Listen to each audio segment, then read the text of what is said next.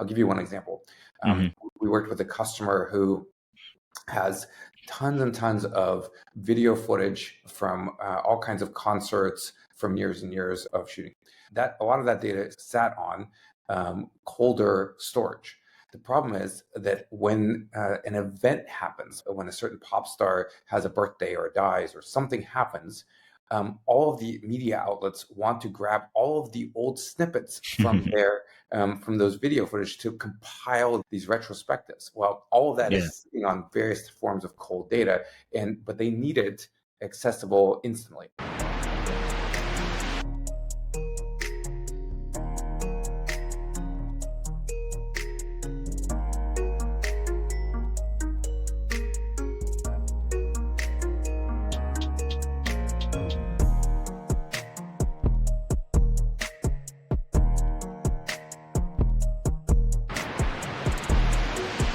Welcome back to another episode of Data Protection Gumbo, and I'm super excited today to have this discussion around future-proofing your data and also some ways that you can also make sure that you are properly storing data in the cloud and keeping it protected as well.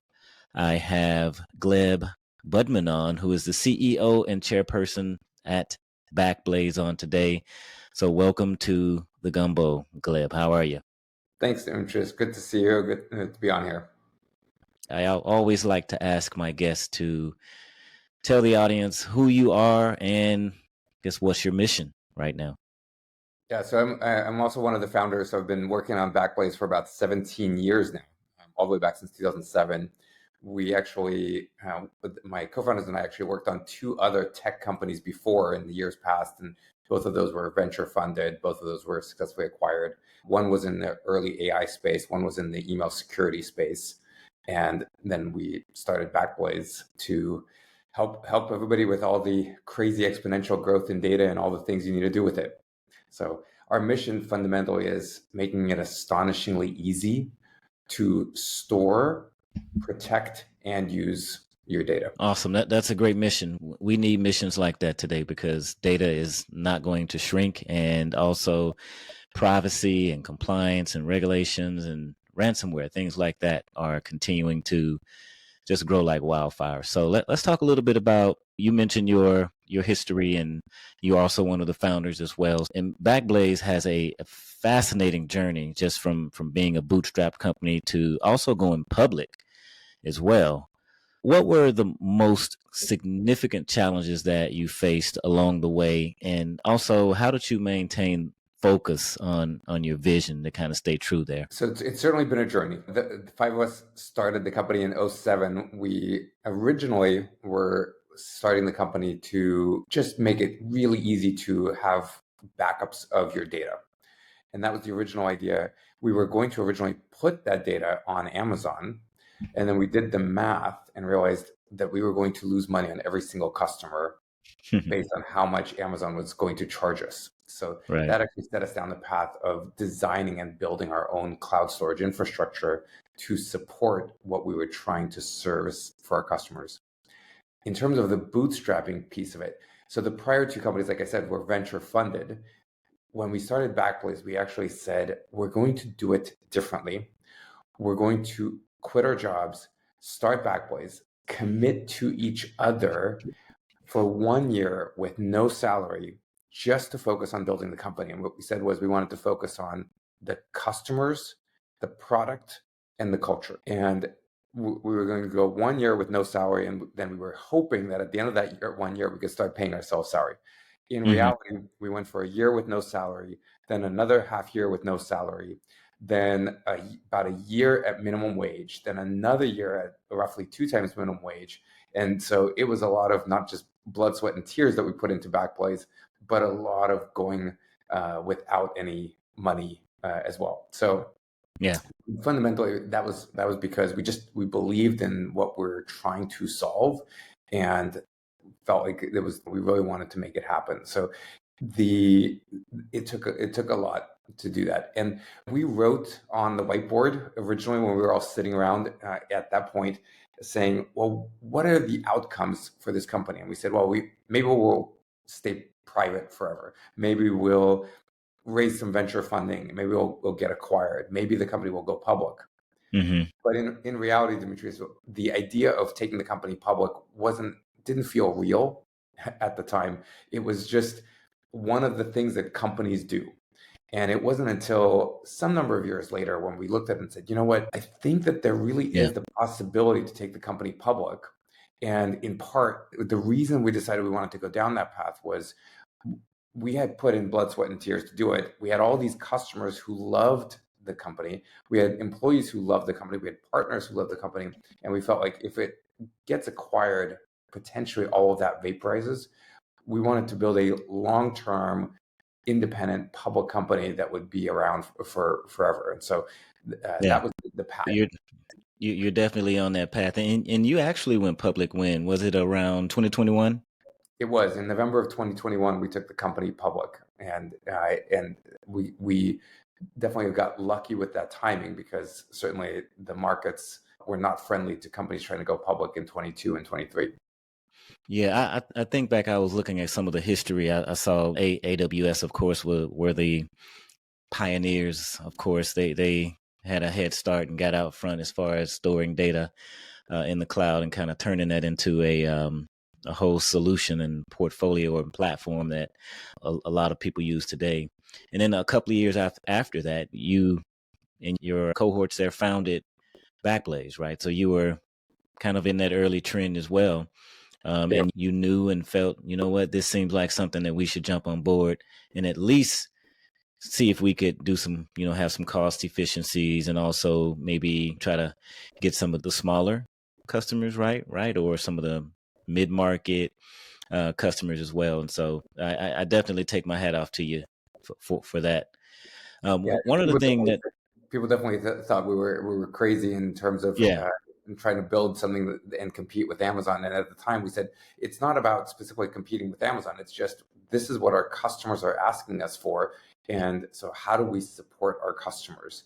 And and so we ended up designing a system that costs about a fifth of the price point of what Amazon charges.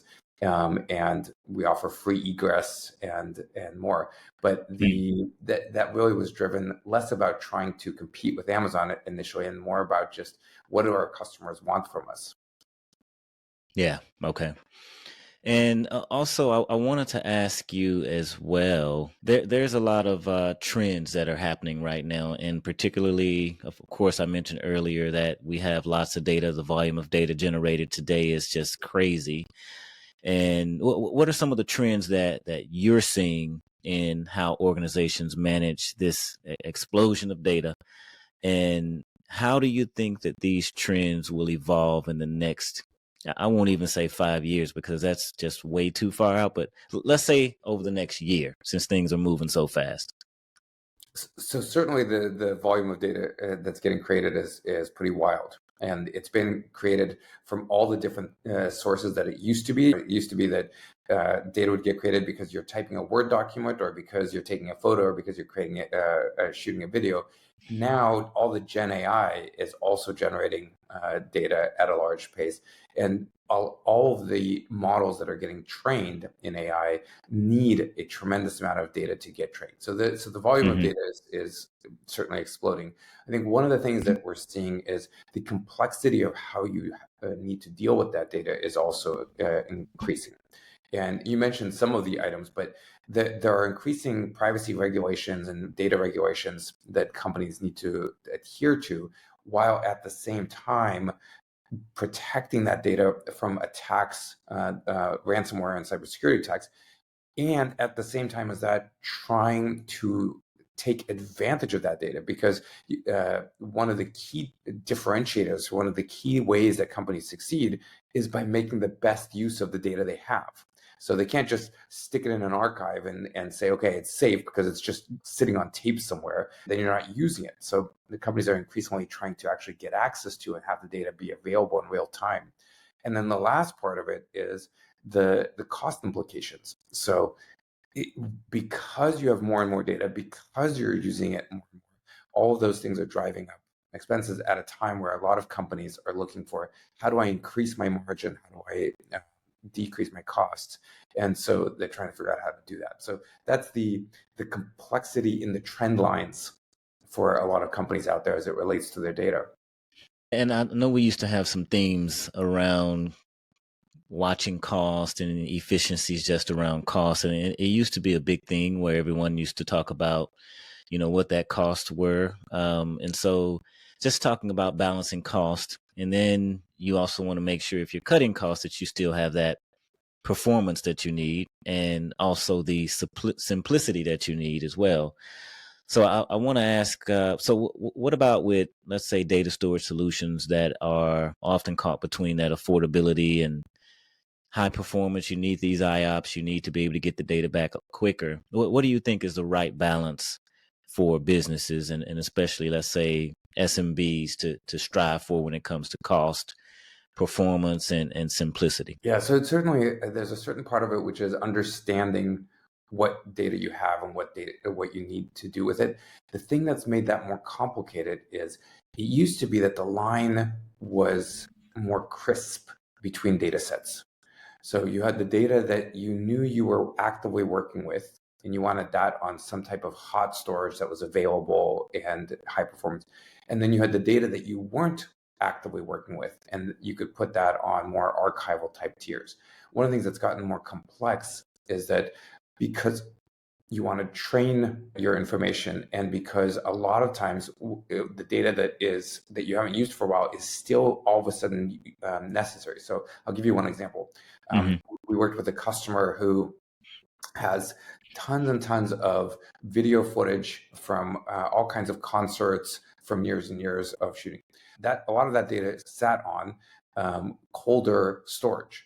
The problem is that when an event happens, when a certain pop star has a birthday or dies or something happens, all of the media outlets want to grab all of the old snippets from from those video footage to compile these retrospectives. Well, all of that is sitting on various forms of cold data, but they need it accessible instantly, and you never know what data is going to be necessary. So what we're finding is that increasingly customers are wanting to keep all of the data available on a hot tier, even though they may not be using that data instantly actively at that moment, because they may need it tomorrow.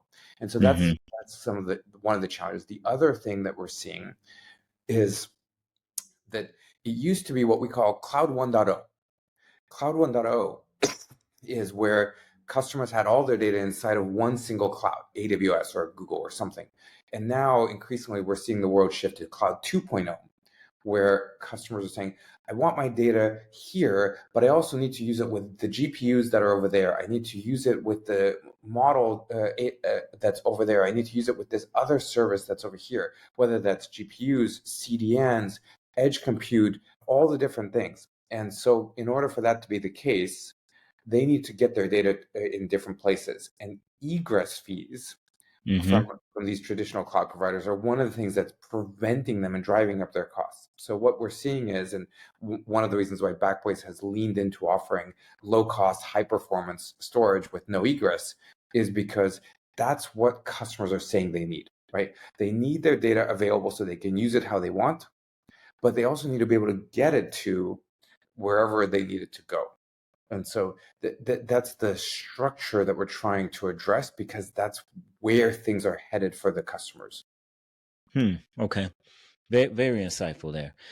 And we haven't talked about some of the other hot topics. Of course, we have AI. We'll get to AI. But as far as data resilience, and we're in 2025 now, and so cyber threats and things like ransomware, they are going to continue to proliferate. It's not going to slow down at all.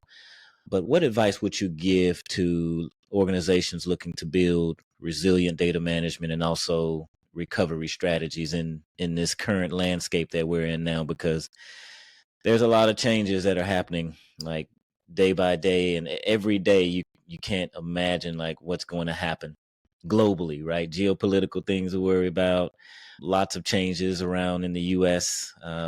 In the White House. It's a lot to worry about right now. Yeah, it's definitely becoming increasingly more complicated for companies out there to handle all of this. And like you said, ransomware and other cybersecurity threats are certainly not going away. They're getting more and more frequent, and they're getting more sophisticated. The first thing to do is just have your data somewhere where it's offsite. That's an easy step. The second step, which is also fairly easy, is ensure that it's object locked. So Backblaze offers object lock. Other companies also offer object lock. It basically is a way of saying that make sure that you have your data be not deletable, Mm-hmm. not ransomwareable, and by external parties. And so that's what I see as low-hanging fruit for companies to protect themselves. One of the most common ways that companies get ransomware is still phishing attacks, and make sure that your administrators all have multi-factor authentication turned on any accounts that they have that have access to data in the system. Mm-hmm. That's again, it's low-hanging fruit to just protect the data systems. There's a common backup strategy, 3-2-1. Have your data distributed in 3 places, 2 different types, one off-site. That's just general good behavior for protecting your data. One more sophisticated approach for companies that really want to take their data protection to the next level is actually having your data in 2 separate cloud providers. Okay. And we see some of our customers doing this because for example, one of the customers I know that they had all of their data inside of AWS. And what they did was they had some outages and some issues that they were starting to think, well, maybe we need a second provider. They made a full copy of all of their data into Backblaze. They Mm-hmm. didn't get rid of AWS, but they now have the data in both. And they and what that provides them is actually a really interesting layer of protection, because since Backblaze and Amazon have it's 2 different sites, 2 different clouds, 2 different account provider accounts, etc. If an employee gets phished, and even if they were somehow able to get into their account, they're probably not going to be able to get into the 2 different accounts. It's just a full. It's better than having your data in 2 different locations. It's better than having your data in 2 different regions or 2 different formats. It's actually full stack separation of the data. Now, Mm-hmm. the interesting thing is, depending on the use case, depending on how you use your data, you may be able to do that and actually decrease your cost instead of increasing your cost. The way that this customer did that was they were previously egressing their data out of Amazon to a CDN provider to get their data out. Mm-hmm. The amount they were paying in egress was more than what it cost them to add Backblaze as a second location for the data. And since we have free egress, they were able to make us the primary in sending the data to the CDN. What that did was it more than doubled the durability, but it decreased their total cost of ownership in half. And that's something that I think is quite replicable for any company that is storing data with a traditional cloud provider, but egressing it into a Fastly, a Cloudflare, an Akamai, any of the various edge and CDN providers out there.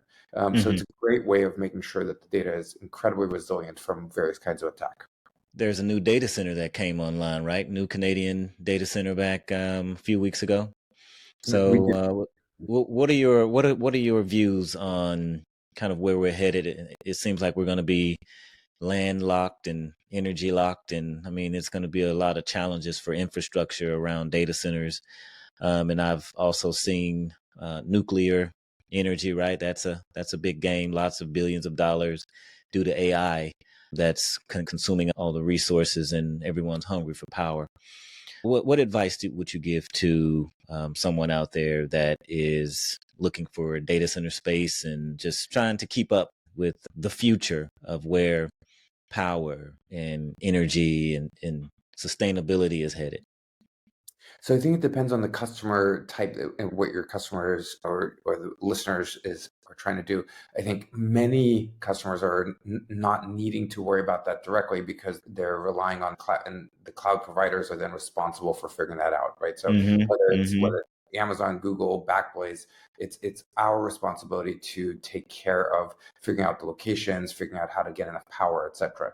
So for customers who leverage the cloud, conveniently, they don't have to worry about that so much. If they're building out their own on-premises infrastructure, then they have to worry about those components.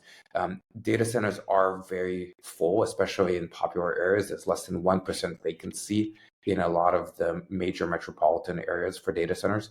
From a power usage perspective, AI is certainly taking a lot of the capacity in these spaces. There's a lot that's happening to drive that. I think one of the things, if companies are trying to build out their own locations, their own data centers, one of the things to consider is if you don't need to be in a specific location, that gives you a lot more flexibility. Sometimes companies think, oh, I need my data center close to my office.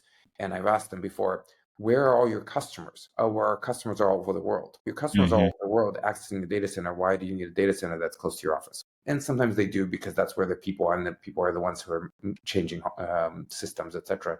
But if you have flexibility around where to put the data centers, certainly or where to put your servers, certainly there's different locations which are more available than others. If you're very specific on it has to be in this particular location, and that location is a major metropolitan area, you're going to have higher prices, more limited capacity. But again, that's, I think, a lot of the reason why a lot of companies choose to leverage the cloud, because this is not their area of expertise. Yeah, some people still have to manage some on-prem infrastructure, but definitely lots of companies are migrating all of their workloads, or most of them, to the cloud. That's going to be a trend that's going to continue here anyway. And one final question for you is just around your skill set and your leadership ability. You've been around for a while, just being a leader. What is your leadership principles or some of your lessons that have been most critical in, let's say, fostering innovation and staying competitive in such a dynamic industry like cloud storage and backup? So one of the things that I've tried very much to do is ensure that everybody at the company feels like they are in it together. And we hire a lot of smart people. I'm constantly surprised pleasantly at ideas that come from all corners of the organization. And part of the way that those ideas can be brought up to the surface is if everybody feels like we're open, we're transparent, their ideas are welcome, and they are in it together. And so historically, we've probably over-rotated even on that. We used to have all of us sit in one lunchroom together with 50 people and discuss every single thing that was going on. We're too large for that to happen now, but we still try to keep the same ethos that it's not for someone in some ivory tower to say this is the innovation. It's for everybody to bring that forward.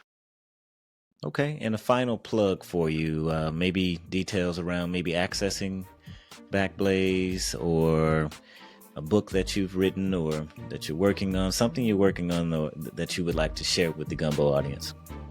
Yeah, I would love it for people to come and go to backblaze.com. You can try the services for free. We offer free storage on the site and free trials on the site. Give that a try.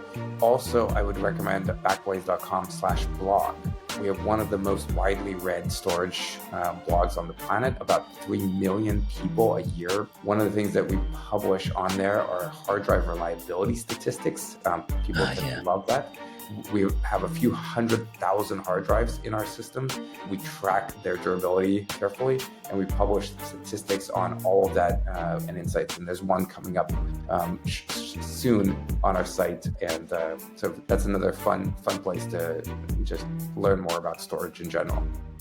Yeah, I have some hard drive stories. I remember when data domain was a big thing because I worked for EMC for almost 7 years and was a part of the whole transition when data domain was purchased, EMC, and then Dell Technologies. You probably know the history around that, but there were lots of, like, the more hard drives you have, the more failure. People are curious about the hard drives and reliability. They can try to find, there's a bathtub curve of hard drive reliability. I guess I'll challenge people to go try to find out what the bathtub curve is of hard drives. Bathtub curve? The bathtub curve of hard drive reliability. All right. Okay, one final plug as well. Check us out on YouTube. We're at Data Protection Gumbo there. We also have a backup and recovery professionals LinkedIn group with 26,000 people in that group. So just go check it out as well. We'd love to have you. And Gleb, thank you again for being a guest here on Data Protection Gumbo. Thanks, Demetrius.